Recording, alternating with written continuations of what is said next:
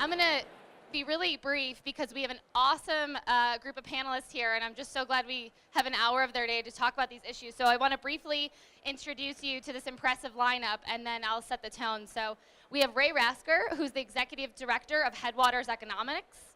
We have Sevag, Kazanci, the co-founder of Parks Project. Erin, who's the manager of Keene Effect at Keene. Marc Berejka is the Director of Government and Community Affairs at REI. Corley Kenna is the Director of Global Communications and Public Relations at Patagonia. And Callaghan is the Director of Conservation and Public Relations at Lite. So we have sportsmen and women, we have small businesses, we have retail, we have big business, and we have researchers. So I think we're covering, hopefully, most of the industry. So as you know, we've seen a big year of rollbacks for protected public lands, but most importantly, what we're going to talk about today is the unprecedented level of rollbacks that we've seen actually on our national monuments. So it was a little over a year ago that these companies, many of the other companies in the audience, the nonprofits, the Intertribal Coalition, worked together to get some of these places protected. Then we came together in force around April when there was a monuments review. We drove 3 million comments. I think it was the biggest comment pool the federal government's ever gotten on any regulation, on any topic. We did that. We drove that with our partners in the conservation community and with Intertribal Coalition, saying that they love monuments. And then what specifically our industry did was we had a letter of 400 CEOs that we know got the attention of President Trump. He saw that letter from CEOs saying this is a business decision, this is a business imperative, protected public lands are good for business. So unfortunately, we had to come together again in December when we heard that these monuments were going to get rolled back. And we've seen more unity, I think more passion, and more cohesiveness across the industry than we've ever seen before. So that's a little bit of the silver lining in what just happened. So with that, I want to pass it on to Ray. We'll do about 5 minutes of the speakers. I'll ask some questions if there's time, and then we will open it up to Q&A. Most importantly, there'll be a happy hour directly following so we can continue the conversation. Hi, can you hear me? Hi, so I've got just a few minutes to let you know about some of the research we've done. I want to give you the economic context of what happens when a monument is designated.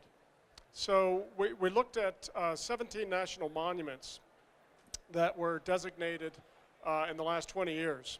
And we look at the economic performance of the communities around those monuments before designation and after designation. And the punchline is that in every single case, there was faster growth after the designation of the monument than before. So why is that? There's really 3 reasons for that. You've got an increase in visitation. People visit, they spend money. That's the obvious one. Those are the tourists. The other reason it matters is because when there's a monument next door, that's where you want to live. So people move there for quality of life reasons. They open up a business. They recruit talent to come work for them, and that helps stimulate it. And then finally, I'm about to enter this demographic, but we're graying. And we've got a huge tsunami of retiring baby boomers, and they're looking for a high-quality place to live. And so they bring their investment in retirement dollars with them. Those 3 things have led to faster growth after the designation of a monument in all the cases that we looked at. My name's Sevag Kazanci. I'm co-founder of Parks Project. We are a small brand, probably smallest brand. I feel pretty small on this stage right now. But we're basically just a bunch of do-gooders. Is probably the best way to say it. We were all former Tom's Shoes employees. Kind of a fun fact. We got inspired by that business model, the idea of like doing good and actually tying that into everything you do. Started doing trail work, Santa Monica Trail Council, joined the volunteer force there. And to your point, one of the things we saw was the lack of engagement in a younger generation in stewardship and conservation efforts. And we just saw, and then at the same time, we were going to these parks and seeing the product and seeing how poorly it was made and how there's no sustainability to it. The design was speaking to somebody that was like 70 and above or whatever, and we just really wanted to engage another generation. So we reached out to the Park Service. We asked them if we could purchase the license. They said no. So we launched a brand and sold national park gear, gave them money back as we were selling gear, and they told us, we told you no, but we were giving them money, and so they said, hey, okay, there's something here. It took us about 2 years of them literally saying, you're not supposed to be doing this, but thank you for the check, for them to finally take us seriously, and we got the license. So now we're an official partner of the National Park Foundation and the National Park Service. We're accompanied with other brands like REI and groups where it's just kind of mind-blowing. We're 4 people from Venice, or 8 people now. So that's kind of the essence of who we are. We get connected to conservancies every day, whether it's Big Bend, Grand Canyon, Joshua Tree. We sell products into their visitor centers that then they use for funding to fund projects that they're working on. So we're kind of trying to infuse a younger and better quality, more sustainable product into the national park gift space. So I come from maybe a little bit different of a place, but what I've noticed is that the shopping and the visitorship is there. It's just a matter of getting these people to shop within the visitor centers where they're actually supporting the conservancies that they're visiting the parks for. So we did a collaboration where we took all the profits from a Bears Ears National Monument shirt and donated it straight to the Kickstarter. I'm sure some of you guys are aware of the Kickstarter that's going on with Bears Ears, which is amazing. And so, we're fully in support of that. And what's happened is we've had conservancies come to us and ask us to be a resource to them and engage them with a younger and more fashionable generation. So that's what we're trying to do. That's why I'm here, and I'm honored to be here. So thank you.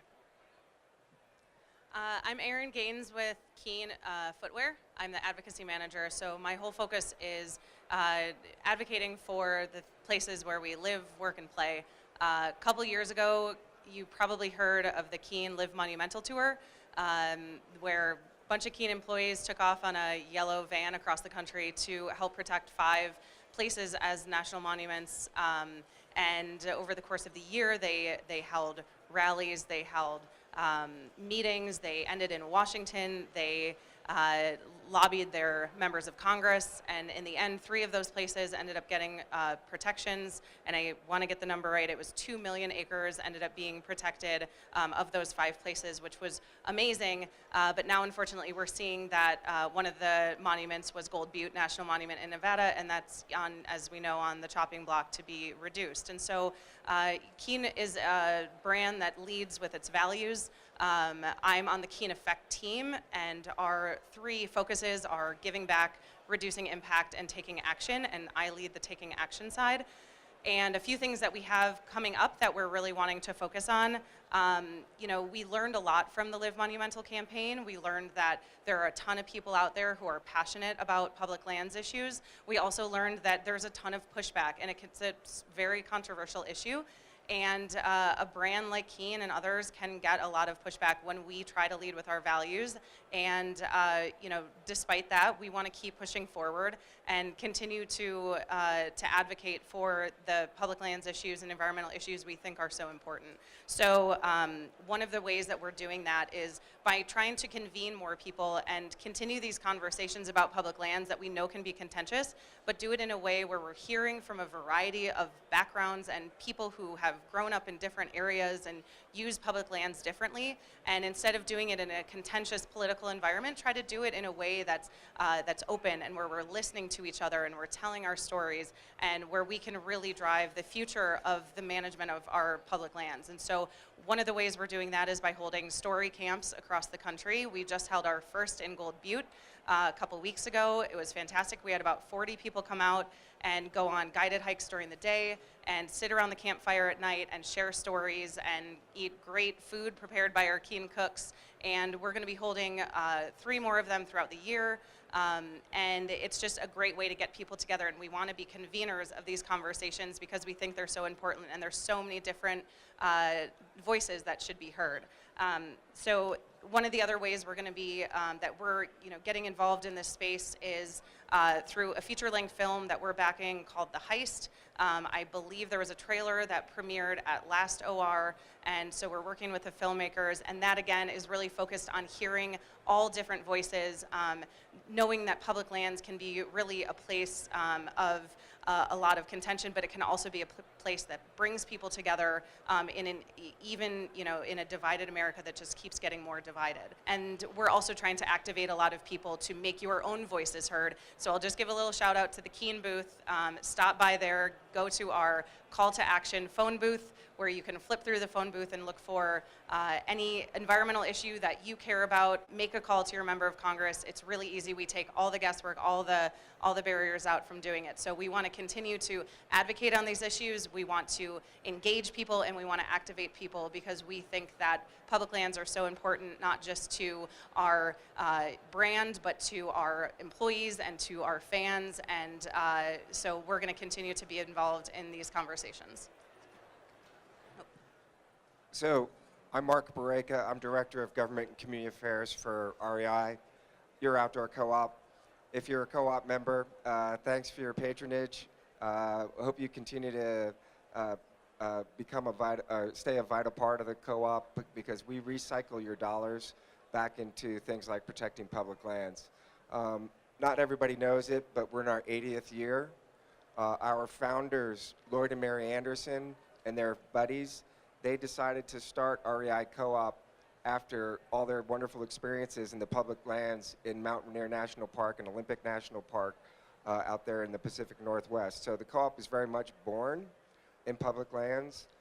Fast forward decades, and over the course of time, we've increased our engagement and advocacy on different issues related to conservation.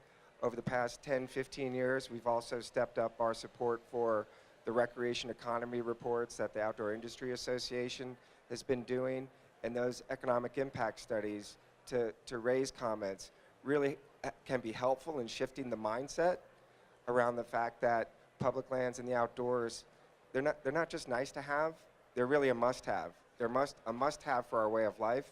They're a must-have for our economy. Some people will say that necessity is the mother of invention.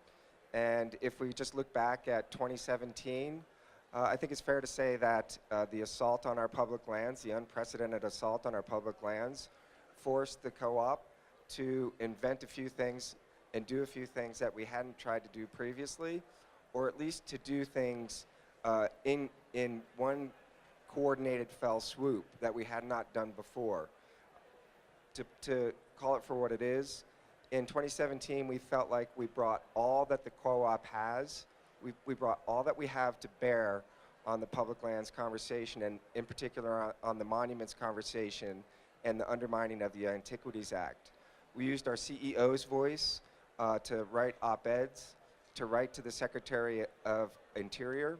We went to Capitol Hill ourselves and did face-to-face lobbying. We did that with our non-for-profit partners, with our industry partners. We worked with others on this stage to generate that letter that just referenced, which had over 500 CEOs from the industry writing to the administration, talking about the economic importance of protected public lands. So this was an ongoing amplification from the CEO to the direct lobbying to the industry lobbying. We also, for the first time in one coordinated campaign, engaged our employees. We have 10,000 retail employees across the country, and we armed them with cards, information cards for themselves, and that they could share with customers about the importance of protecting national monuments and about the campaign that we all had underway. So we had 10,000 messengers right there in the store. While you were talking about boots, you might also be talking about the importance of monuments. And then finally, we had a member campaign with today's tools and technology and some concerted effort. We stood up a platform, and we used some social media posts to promote that platform, and we generated nearly 50,000 comments, individual comments, into the Department of Interior. And so this amplification went from the CEO as a spokesman through the industry, through our 10,000 employees, and out to nearly 50,000 members, all making the same point, that protected public lands are important to our way of life and to our economy. The one thing I'd say is that, obviously at the end of the day, it's a disappointment to see the paring back or the threatened paring back of these monuments. But I do think that this concerted effort did a tremendous thing, had tremendous effect by hemming in the potential damage. So while I think we can agree damage has been done, I think our community collectively showed that we can limit the blast zone through our collective action.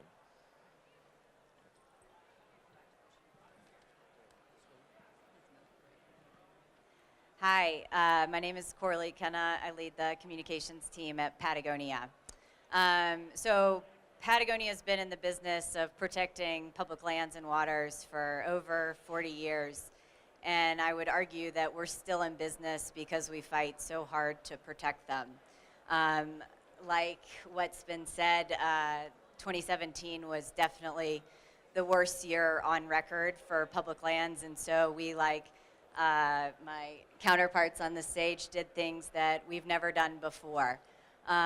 We felt it was incredibly important to raise awareness for what was going on in our community. And we did that. We ran our first television ad that we've ever done. It wasn't about product. It was about public lands and what was going on. We ran it in Secretary Zinke's home state very deliberately and got his attention.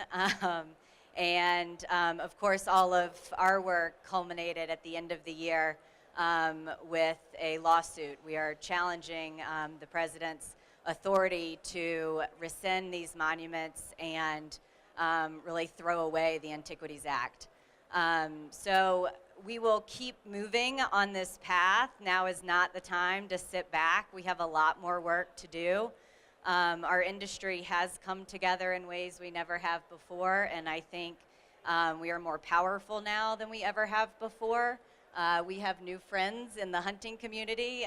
We're working on those relationships. They're really important for this issue. Mostly just want to say thanks to all of you, because I think it is because we came together on this issue that our voice is being heard now, and we have just a lot more work to go. Yeah. Hey, my name's Ryan Callaghan. I'm the Director of Conservation and Public Relations for a little hunting company called First Lite. We make really nice clothing in the hunting space. I think the hunting space, and rightfully so, is always thought of being at least 5 years behind the groups in this room, or the companies in this room, and you know, we're private folks. It's our hunting spots are equivalents to secret put-ins for kayakers, powder stashes, you name it. Everybody's got their secret spot, and we like to keep that stuff close to the chest.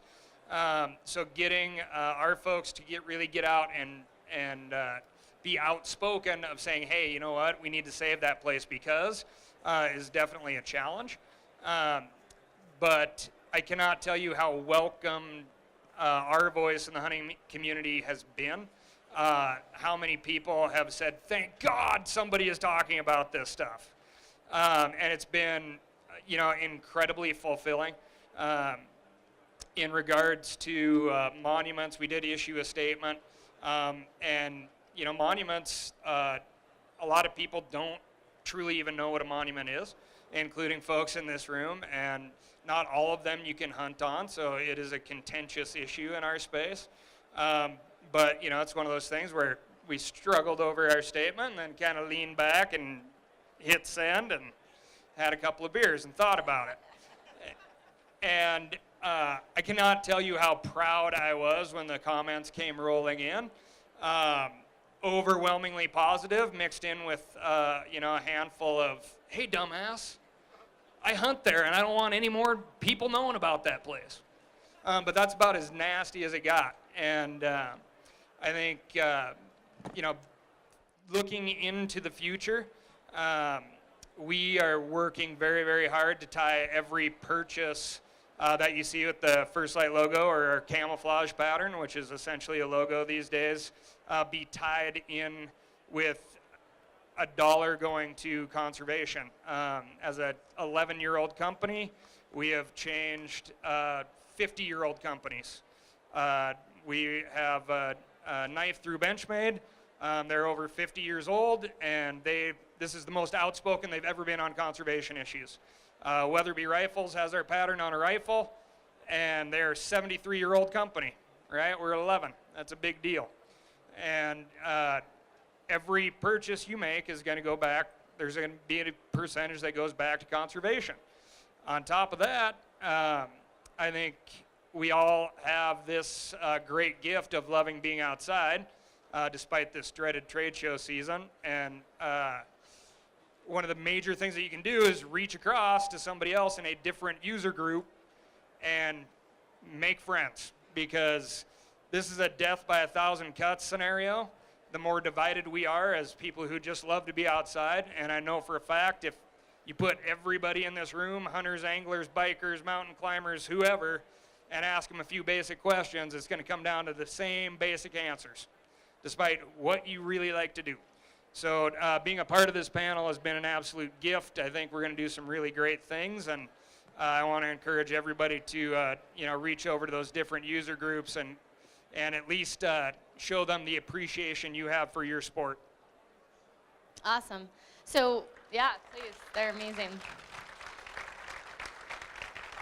And for every one of these companies, there's 100 more doing just as important work. So this is just folks that I have easy access to. But if you're another brand or retailer doing awesome work in conservation or monuments, please let me know. OIA loves to shine a spotlight on all the work that's being done in the trade show and around the industry. So we got a really good look at what's happened over the past year. And I think in the questions, I just want to talk a little bit about how we continue to build on the momentum and unity that we found, especially with our friends in the sportsman industry and really, competitors. I mean, I think what we lose a little bit of knowledge about is that these folks up here compete every day for consumers, and yet they come together on these issues. And I will say that I think we're one of the only industries that has done that, and has done that in a way that has built our industry for the better, like we have around these issues. So they deserve a lot of applause. But I guess my first question is to Corley. The consumer knows more, I think, about conservation and especially monuments than they ever have before, in large part because of our industry and the companies in this room. But how do we build on that? How do we turn that knowledge into power, especially around the 2018 elections, the midterms? And how do we make sure that the smart, I think, well-educated folks that we've been talking to all year really go to the polls or at least engage their members of Congress on these issues? So first, I think we actually have more work to do on educating people. I think there were some flashpoints this past year where we had an opportunity to tell people about what's going on. But what we've seen is that this really takes sustained communication, and we just have to keep talking about it. We might get tired of it, and it might sound old, but each time you say it, you reach a new person, and that's just hugely important. We're fighting an administration that lies, flat out lies, and we have to counter that regularly. Zinke's been saying all week that 2017 was the best year on record for public lands, and it's on all of us to fight that back, and we just have to keep doing it and pushing our communities to do it. But I think specifically this year with the midterms coming up, we have a real opportunity. Let's make, especially in Western states, public lands part of the debate. People should know when they go to the polls who was for public lands and who was against. And that, again, is on all of us. And that, again, takes communicating on why these issues are important day after day. And on that, I'm from an eastern state.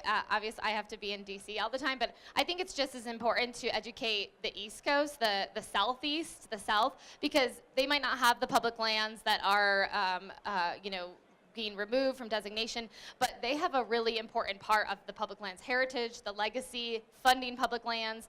People go to public lands, and I'm from a state where our state parks are actually bigger than a lot of the big parks all put together. So state and private lands are part of this conversation too, and there's a lot of programs that we've been fighting for that actually protect private land in conservation, state land. So if you're from the East Coast, I think it's even more important that you're educating your members of Congress that they can have a big role in this. Sure.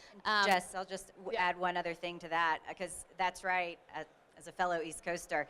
And the other thing we know is that this issue does not have to be political. In the Western states and just There were polls that came out this week that verify this. This is something that people agree on. When you live near these places and you use these lands, you support them. It doesn't matter which party you come from. And so I think it is, no matter where you live, it is just talking about this ability to have access to these places to do the activities you like to do. Awesome. And my next question's for Ray.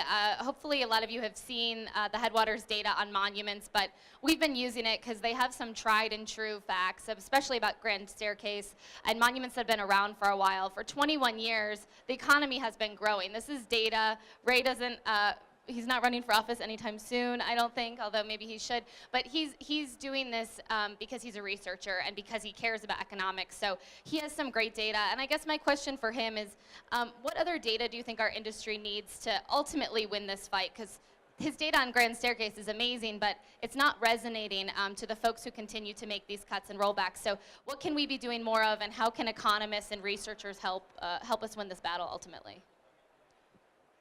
It's a good question. There's a lot of data. It's not hard to come up with data, and it's not hard to show trends over time. What's a bit more difficult is finding different messengers. If this message comes from a county commissioner, or what I hear all the time is hospital administrators, they go, "Why do you think we were able to recruit one of the best surgeons in the country? Just look outside the window." You know, how do we get the hospital administrators to speak up? The recruitment page of Goldman Sachs in Salt Lake says, "Come work for us," because we're an hour's drive to national monuments and national parks. That's Goldman Sachs. So the messengers matter as much as the data, and I think that's where we need to do a lot of work. And it's to Ryan's point too. This is a time for all of us to come together. It doesn't matter whose form of recreation is most righteous. We all depend on public lands. Yeah, we all depend on public lands. So whether you're an off-road vehicle enthusiast or a hunter or you're an angler, this is the time to all speak together. Thanks. And Mark, along those lines, you know, I guess why is it important that the outdoor industry specifically speak out on these issues, and why has it been so important that we have a unique voice? There's a lot of groups that are talking about this issue, and that's really important. As Ray said, we need a lot of messengers, but why is it uniquely important for our industry to be a messenger and unique messenger in this debate? Yeah, so I think every industry recognizes the need to do advocacy. In the advocacy realm, there's a saying that says, if you're not at the table, you're on the menu. And so there are industries that have been advocating as industries in the United States for decades, if not for more than a century. Our industry is still relatively new at that. And there are a couple of things that are true about our industry. Some work to our advantage and some don't. So for example, if you're in the pharmaceutical industry, you've been advocating for a really long time, and guess what? There's a boatload of money backing you up and a boatload of high-paid lobbyists that are defending the interests of the United States pharmaceutical industry. I don't think this industry is going to match pharma in terms of dollars spent on direct advocacy anytime soon. We're a big industry. We have $900 billion in economic activity, which is almost 5% of GDP. So that's a lot, but it's spread across the country, and it's going to be hard to go nickel and diming across the country to muster dollars to pay high dollar lobbyists. But in some respects, we ought not need that, because our advantage in being across the country is we have real, authentic relationships with our customers. We're each other's customers, you know, and the outdoors is part of our identity as people in business, and it's part of the identity of our customers. Our customers don't call themselves fans of pharma. Our customers call themselves anglers, they call themselves hunters, they call themselves skiers. I'm a trail runner. That's what I do. That's my thing. Everybody's got their thing.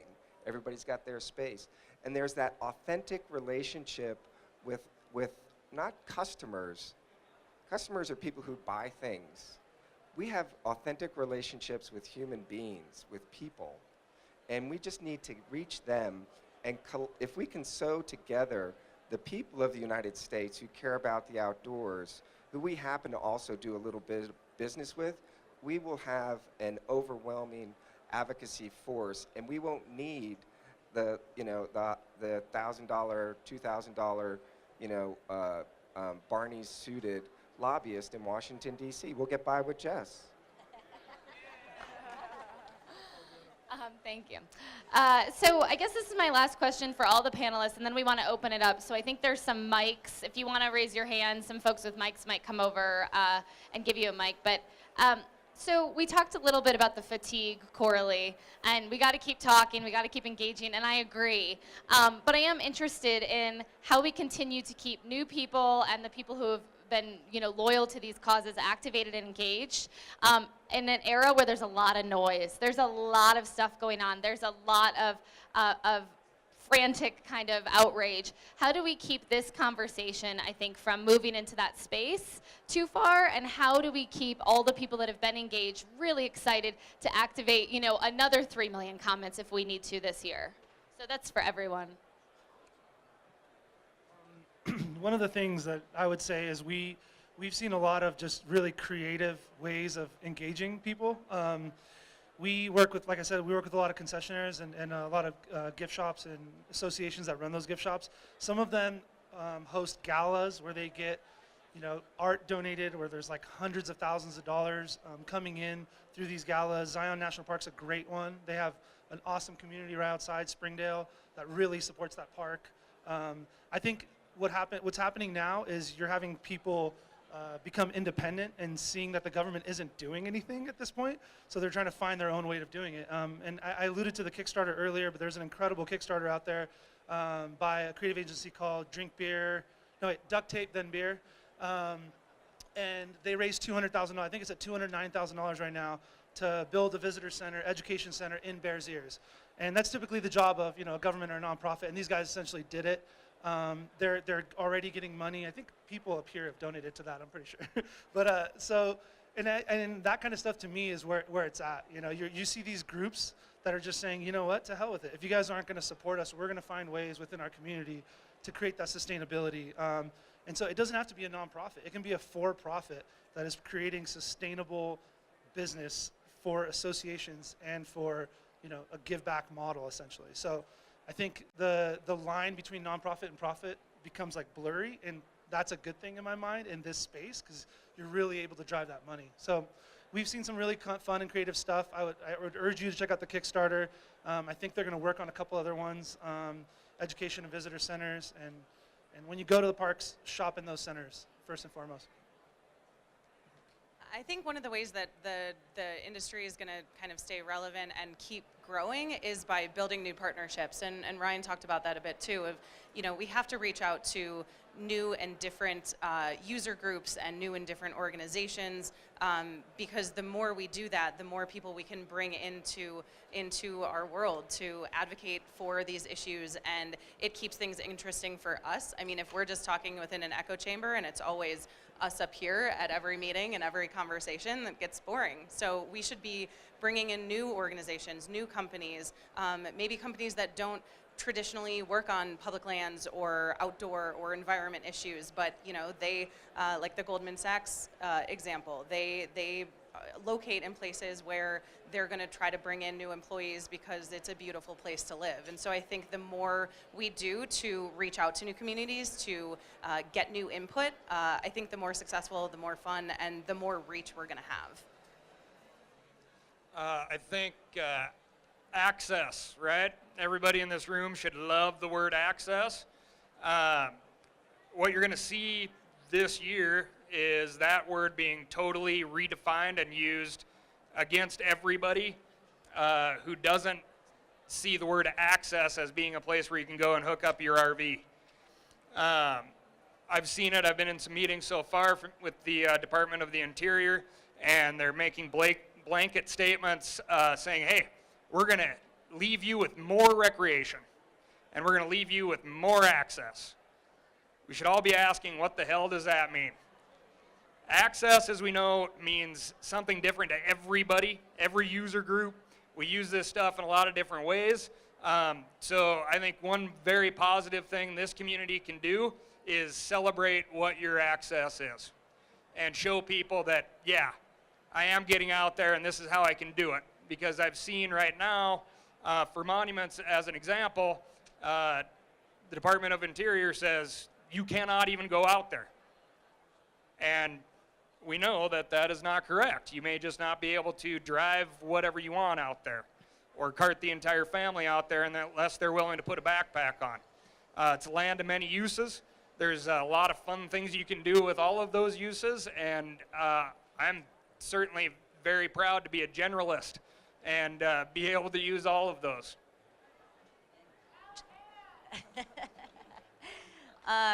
So I think immediately over the next year, there's 10 or so monuments still on the administration hit list. If you live near one of these monuments, it's on you to reach your neighbors and have them fight this.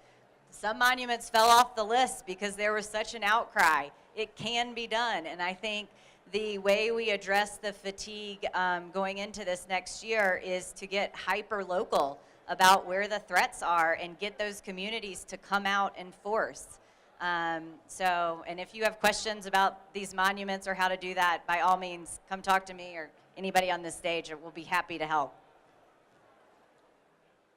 And I also want to just call out a couple organizations that would be on the stage if they were companies. We wanted to keep it to companies because it's outdoor retailer, but there's so many groups that have done this work, and especially on Bears Ears Access Fund and Josh Ewing and Friends of Cedar Mesa, they also are helping with this Kickstarter. They are the experts in kind of recreation in Bears Ears, which a lot of us are interested in. I think they should be here, some folks. So please also talk to them because they're just been a huge asset for us, and everything we do is based on a lot of nonprofit organizations, a lot of community groups that we rely on for data and information, and so there's a lot of people out here that have information on this too. So please stay engaged, and thanks so much for being here.